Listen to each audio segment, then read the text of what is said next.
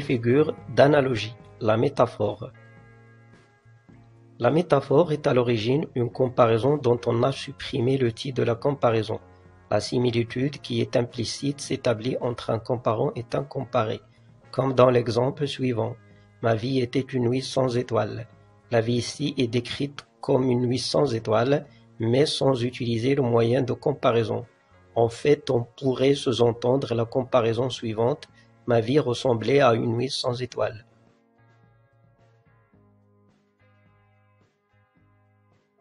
On peut remarquer donc que la seule différence entre métaphore et comparaison est la présence ou l'absence de l'outil de comparaison.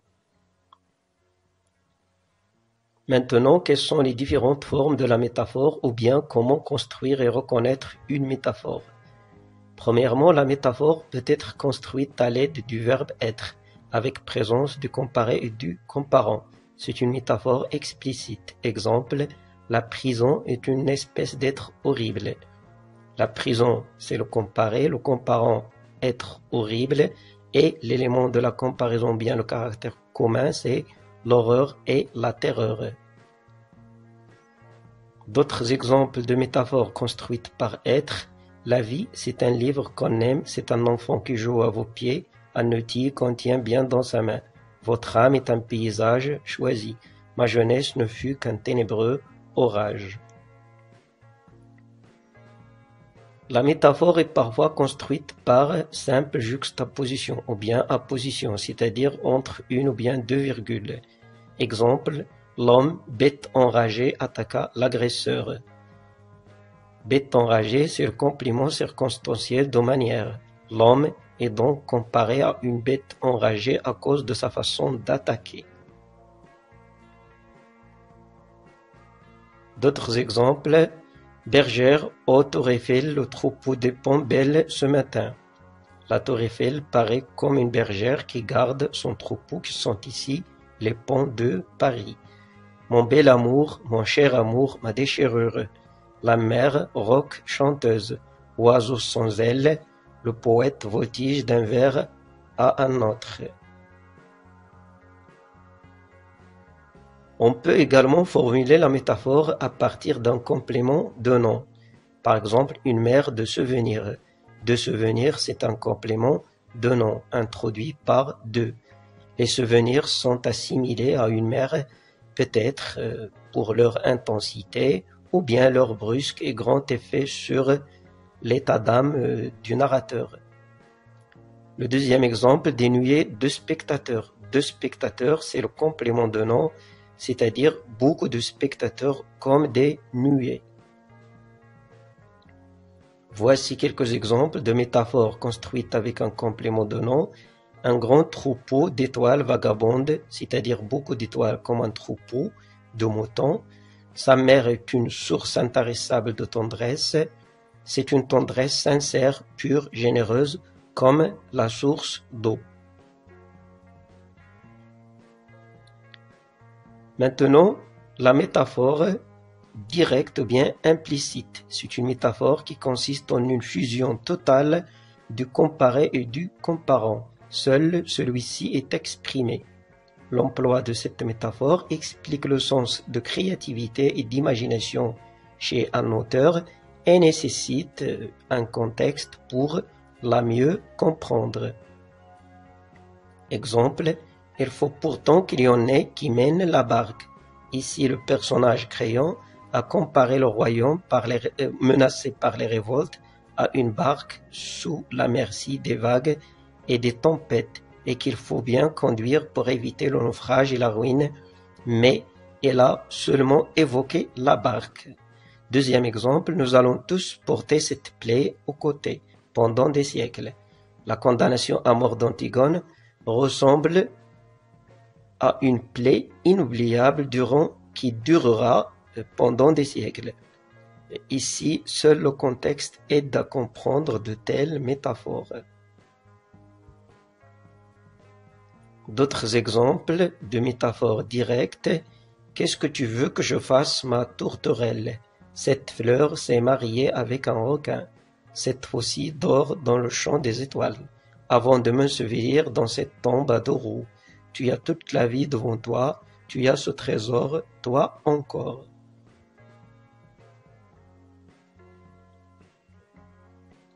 Des fois, pour exprimer la métaphore, on emprunte un mot ou bien un verbe pour leur analogie. Ainsi, dans la première phrase « Arrête d'aboyer », on a emprunté le verbe aboyer qui est propre au chien pour caractériser les cris ou les pleurs d'un enfant. Dans la deuxième phrase, le verbe pleuvoir dans la phrase « Les bombes pleuvent sur la ville » désigne normalement la pluie, mais il est ici employé métaphoriquement en remplaçant le verbe tomber afin de mieux décrire l'intensité des bombardements qui ressemblent à la pluie. D'autres exemples de ce type de métaphore: les jours d'exécution, l'hôtel de ville vomit des gendarmes de toutes ses portes. Il est inondé d'une joie étrange. Cette femme est dévorée par le remords.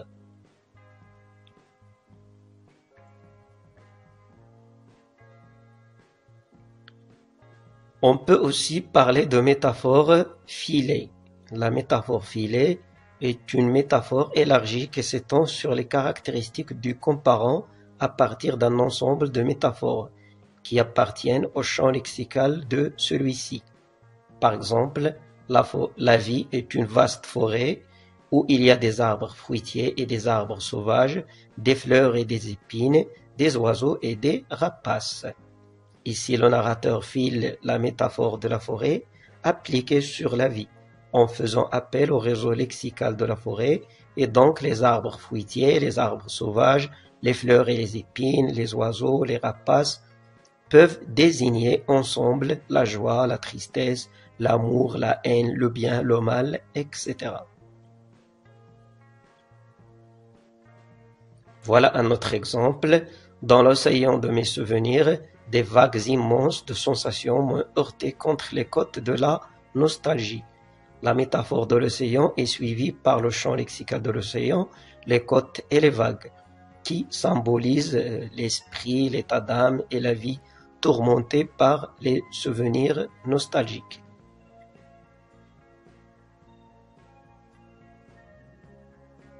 Et enfin, la métaphore dite cliché. Lorsqu'une métaphore est courante, c'est-à-dire souvent employée par un grand nombre de personnes, elle perd son originalité et sa particularité, car elle devient un cliché, c'est-à-dire une expression simple, voire banale. En voici quelques exemples. J'ai vécu 6 ans avec mon mari sans un nuage, le gouvernement annonce le gel des salaires, avoir une faim de loup, une fièvre de cheval, une confiance aveugle, rire aux éclats, etc. Ce sont des métaphores, mais qui sont devenues des expressions courantes, connues par presque tout le monde.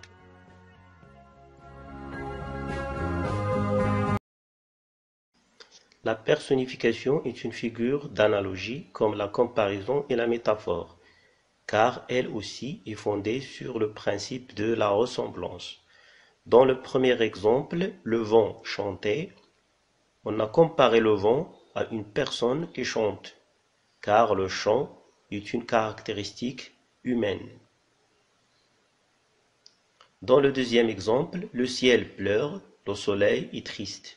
Les pleurs et la tristesse sont des comportements qui appartiennent à l'homme.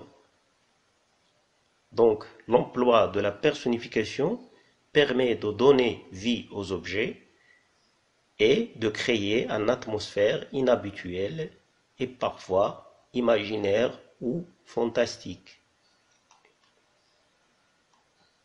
Pour définir la personnification consiste à donner aux objets inanimés des caractères de l'être humain ou de l'être animé. Donc, la personnification, elle aussi, est une métaphore dont le comparé est un inanimé et le comparant est un animé. Regardons ces exemples de la personnification. Un pigeon disait des mots si jolis. Ici, la parole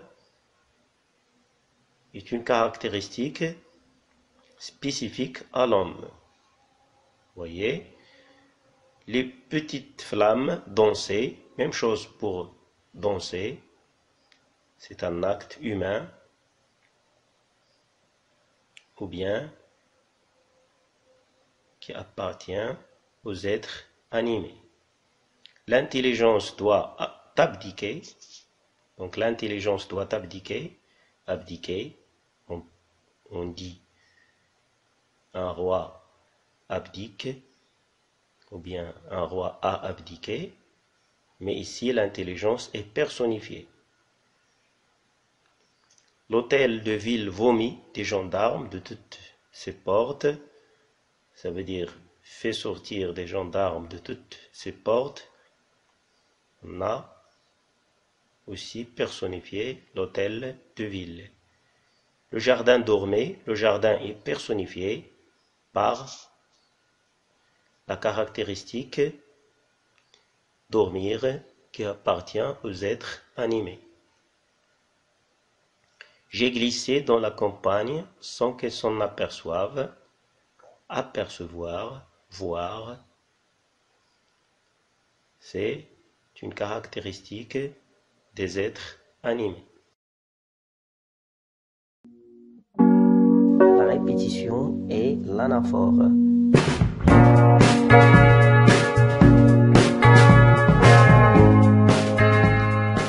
La répétition et l'anaphore sont deux figures de style qui consistent à répéter un mot ou plusieurs mots dans un énoncé, dans une strophe ou un paragraphe.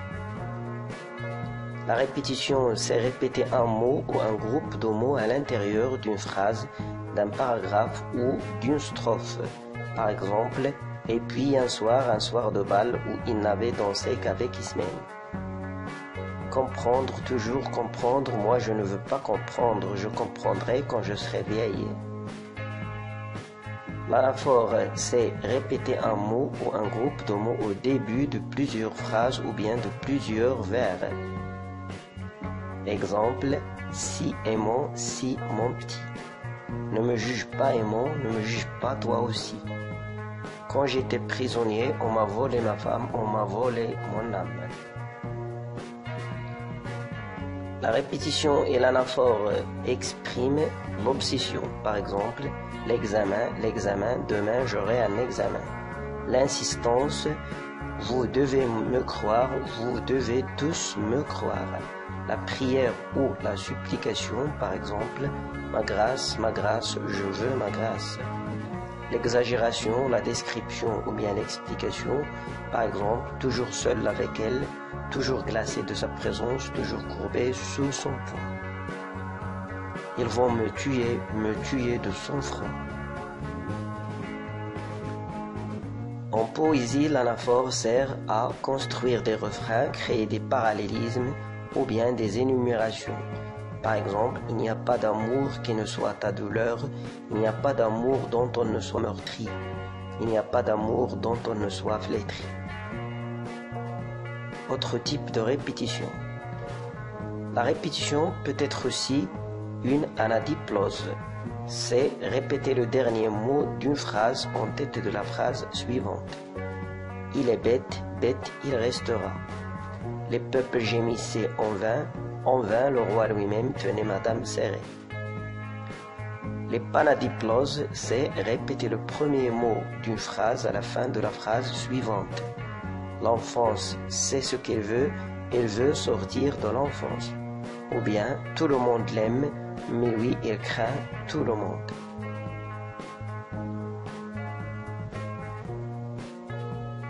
Maintenant, répondez répétition ou bien anaphore. Je l'ai vu, dis-je, vu de mes propres yeux, vu ce qu'on appelle vu. Répétition. Rien n'avait d'importance et je savais pourquoi. Répétition. Elle pense qu'elle va être Antigone tout à l'heure. C'est une anaphore.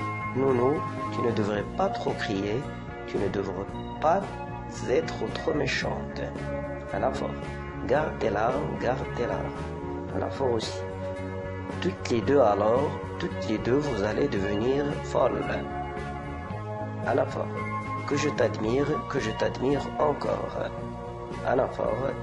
Je ne veux plus voir leur visage, je ne veux plus entendre leurs cris, Je ne veux plus voir personne. Anaphore. Tout de suite, puisque c'est tout de suite qu'il faut choisir. Répétition. La nuit, c'était la nuit. Répétition.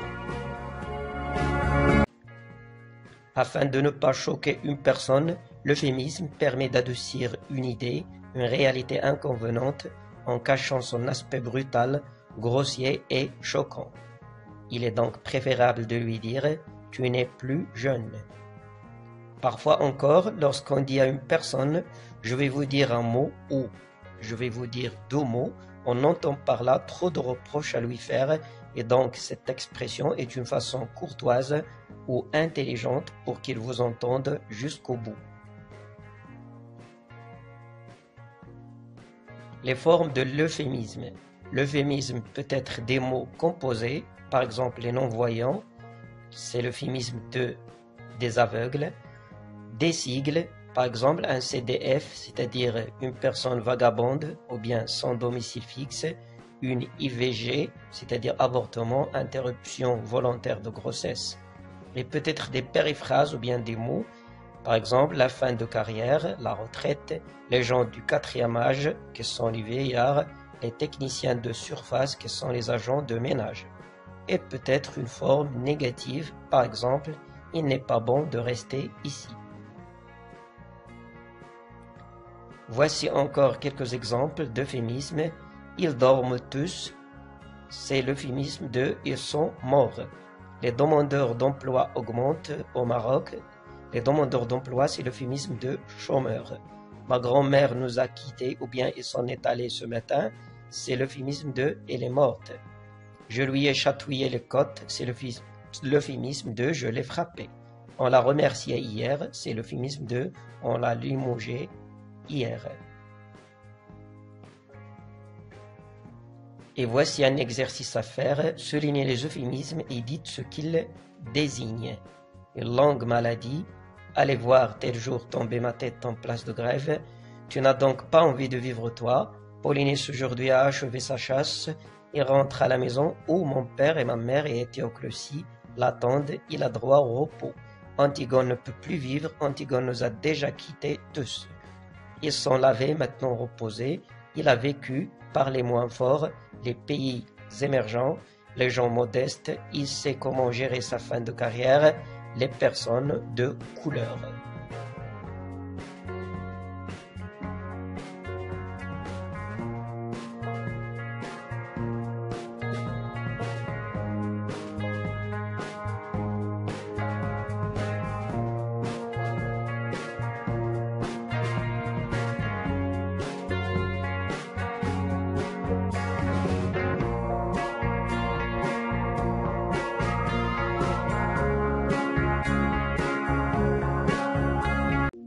Les figures d'amplification, l'hyperbole et la gradation.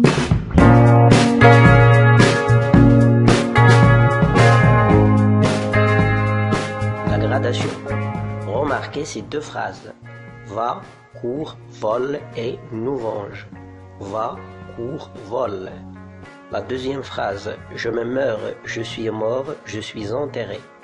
Je me meurs, je suis mort, je suis enterré. Nous pouvons dire à partir de ces 2 exemples que la gradation est une figure de style qui permet d'exprimer une idée ou de décrire un fait de façon graduée et progressive.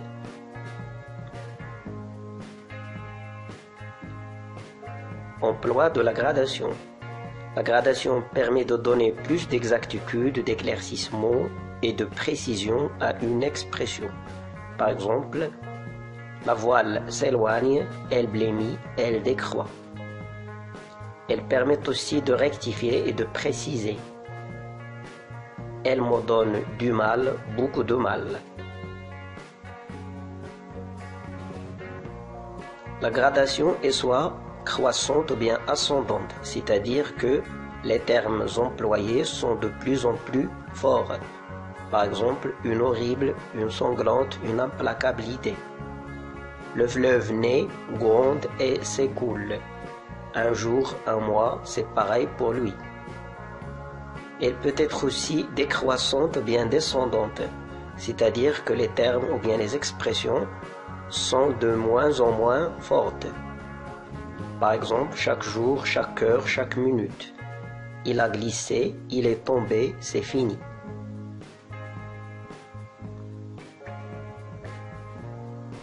Autre exemple de gradation. Or voilà 5 semaines au moins, 6 peut-être. Chaque jour, chaque heure, chaque minute avait son idée. Je n'ai plus qu'une pensée, qu'une conviction, qu'une certitude. Nous montâmes un escalier, nous passâmes un corridor, puis un autre, puis un troisième, puis une porte basse s'ouvrit. Seul avec une idée de crime et de châtiment, de meurtre et de mort. N'y a-t-il pas au moins une tempête, une lutte, une tragédie? Mais ma fille, mon enfant, ma pauvre petite Marie, qui rit, qui joue, qui chante à cette heure et ne pense à rien. J'avais eu raison, j'avais toujours raison. L'hyperbole. Comparez ces phrases. Il est courageux, c'est un vrai lion. Il est rusé, c'est un loup. Ici, on a exprimé la même idée de façon différente pour produire plus d'impression et d'effet sur le lecteur. Donc, l'hyperbole est une figure de style qui permet de décrire ou d'exprimer une idée avec exagération et excès. Par exemple, ses moindres actions lui semblent des miracles. Je crois que je pourrais rester 10 000 ans sans parler.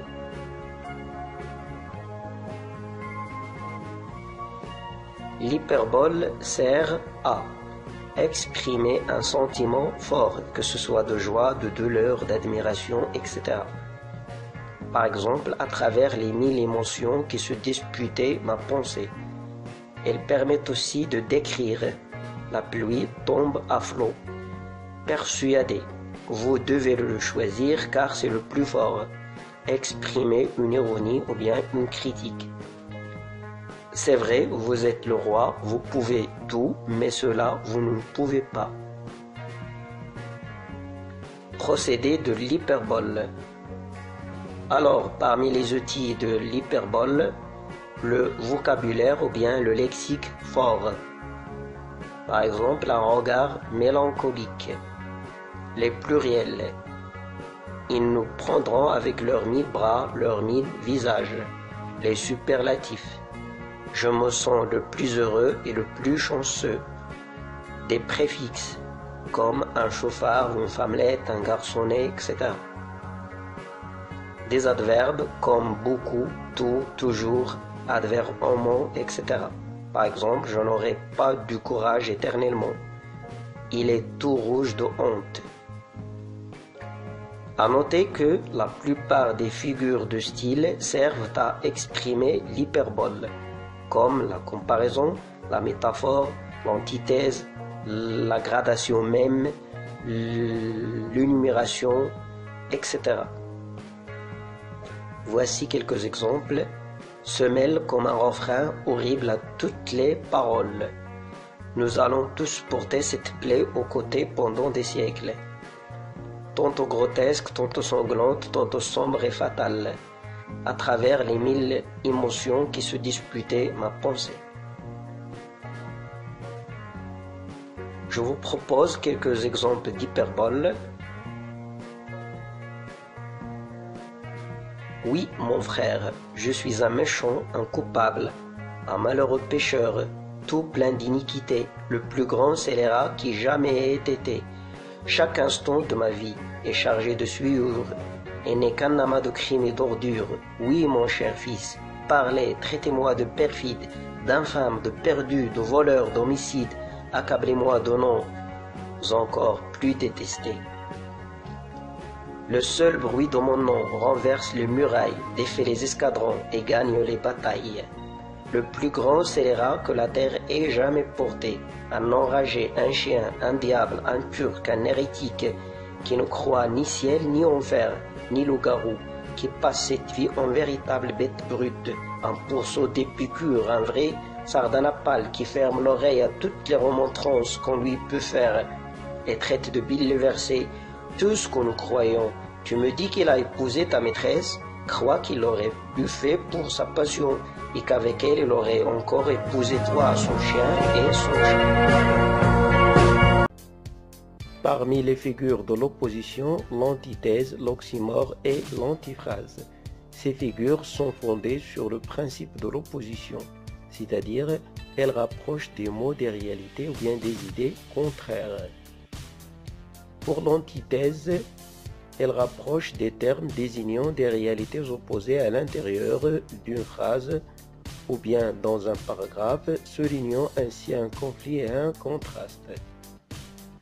Exemple, ceci en rit, cela en pleure. Ici, il y a opposition entre les deux propositions, ceci en rit et cela en pleure. Je descends vivante au séjour des morts. Il y a opposition entre la proposition je descends vivante et la proposition au séjour des morts. Pour l'oxymore, elle réunit deux termes opposés dans le même endroit.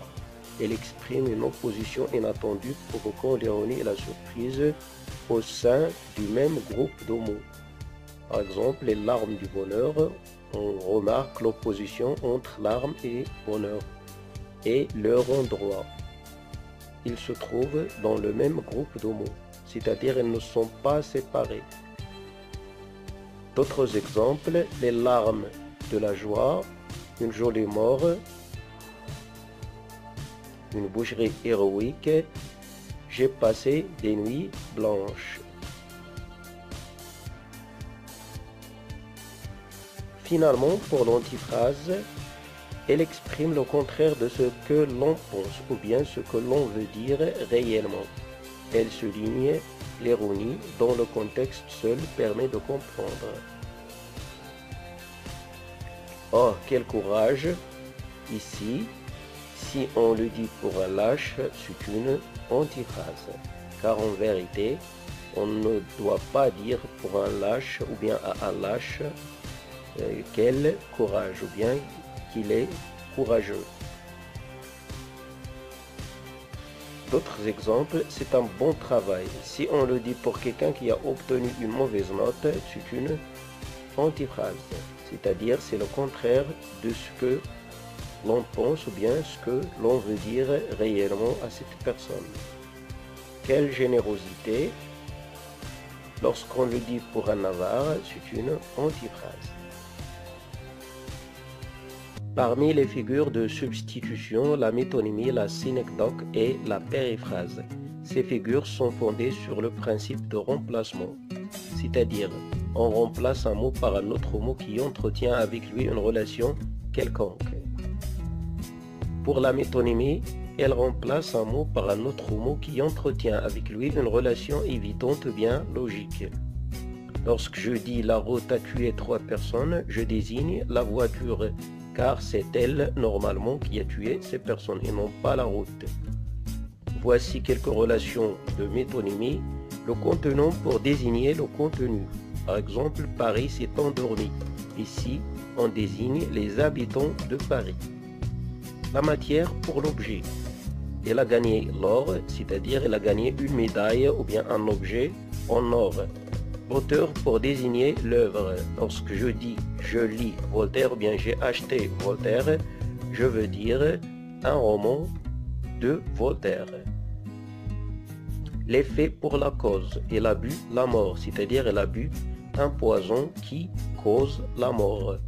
Ou bien il a trouvé la vie, même chose, par exemple l'eau. Nous avons choisi les ennuis, c'est-à-dire des choses, des objets, des personnes qui provoquent l'ennui. L'entreprise pour le produit. Acheter un Nokia, c'est-à-dire acheter un produit fabriqué par Nokia. L'objet ou bien le symbole pour la fonction, par exemple, il a préféré la plume à l'épée. Donc ici, la plume désigne ou bien est un symbole ou bien objet d'écriture et l'épée un objet ou bien symbole de la guerre ou bien du combat. Pour la synecdoque, elle remplace un mot par un autre mot qui entretient avec lui une relation du tout pour la partie ou bien la partie pour le tout. Donc normalement la synecdoque c'est une métonymie dont la seule relation est le tout pour la partie ou bien la partie pour le tout. Par exemple, lorsque je dis ce cœur que j'ai aimé, je désigne une personne. Le cœur c'est une partie, personne c'est un tout. Voici d'autres exemples. Ce bras courageux qui a sauvé cet empire. Bras ici désigne le guerrier. Bras c'est une partie, guerrier un tout. Donc on a remplacé le tout par la partie. J'ai vu des ailes dans le ciel. Ailes ici, oiseau. Les voiles s'arrêtent dans le port. Les voiles désignent les bateaux à voile. Nous avons dégusté un bon plat de mouton. Mouton ici est un tout. On veut tout simplement désigner 1 kilo, bien quelques grammes de la viande du mouton.